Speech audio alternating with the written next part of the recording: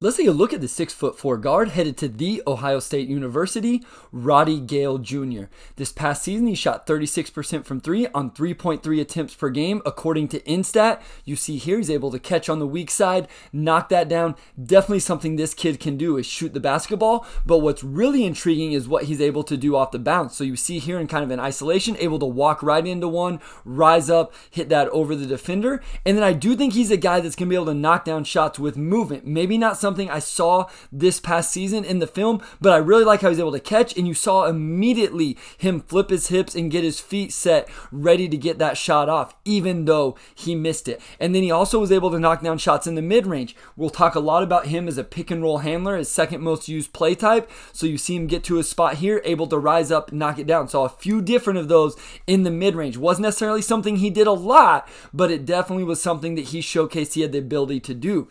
And then looking at him off ball, talking about that movement again, I like his off ball movement. Saw times where he hammered, saw times where he lifted. Here he's going to hammer to the corner. Doesn't get the pass, but I just wanted to highlight that he really looks like a kid that knows how to move off the ball. A lot of backdoor. Some were sets, but others were just him reading the defense. And with his shooting, guys are going to overplay him, and then that's a really tough catch and finish there at the rim, which we'll talk about a little bit more later. But first, I want to talk about what I think he may actually do the best, and that's pass the ball. Almost 3.5 assists per game. He's a ball mover. It doesn't stay in his hands very long. He reads the defense, and you see immediately whip that one into his post guy rolling to the basket. Here in transition, he's going to catch, immediately know where he wants to go with the ball, makes the one more pass. So you can see, even with the assist numbers he had, he may have had even more had his teammates knocked down some shots. A little bit of an isolation here, gets into the lane, draws these defenders. I do think he does a decent job getting to the lane. We'll talk about the finishing package in a second, but you see him collapse the defense, find an open teammate, and then here reads the defense and whips the cross-court one-handed pass to the weak side corner. I just really like Roddy Gayle's ability to pass the ball, and with his shooting, which is going to create advantages, and then his just off-the-bounce game in general, which will create advantages, I think it can provide great value. But he has to be able to finish at the rim. So we're going to start with the good here in transition, able to attack. You see him finish with his left hand reverse. We've seen that a couple times now.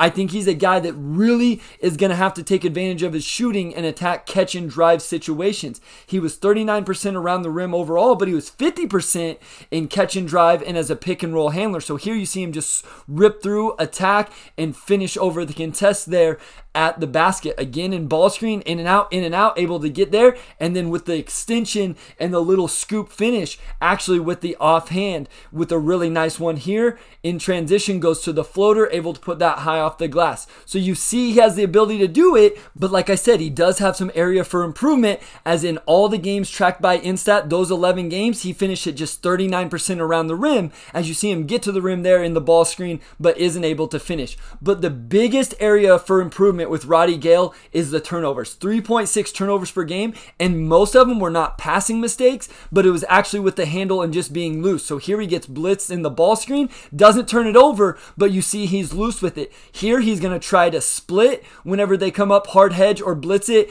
and it does end up in a turnover. I think he has to play through contact a little bit better. Here you see him try to refuse that ball screen and just loses the ball out of bounds. So I think that's a huge area for improvement in his freshman season at Ohio State, is just being able to play through contact, play with a little tighter handle, and not have quite so many turnovers. As we look at him on the defensive end of the floor, I think he's a guy that can really guard. You see him get over the top of the ball screen there, stay in front, and because of kind of the scheme that his high school team played with, I think he's used to switching and having to guard different matchups, as you see him guarding a post down here, and through this whole possession was really working on fronting and not letting the ball come in. Now that transitions to off ball, where he does have to work on his awareness just a little bit, especially in terms of shooters. So there he doesn't recognize the flare screen, gives up an open shot. Here he was guarding a high-level shooter in Grady Dick, and in this game he lost him a couple times off ball and gave up open shots, and he just has to get a little bit better with those things.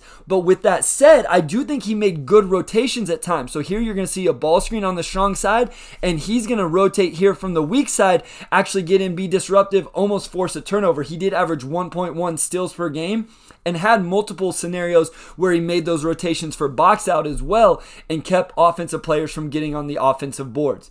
So as we look at Roddy Gayle, overall, offensively, I love the passing. I think it was the thing that immediately stood out and was impressive the most, and I completely buy the shooting, whether it's catch and shoot, off the dribble, the movement will come, and the mid-range pull-up. He has to get a little bit better, just a tighter handle, but he is able to get into the lane, and he showed some different finishing package, which I really like. And then defensively, I think he'll be switchable, a guy that's used to that because of how his high school team played. I think he'll just be an all-around good defender that has to get a little bit better with his awareness, especially when guarding shooters.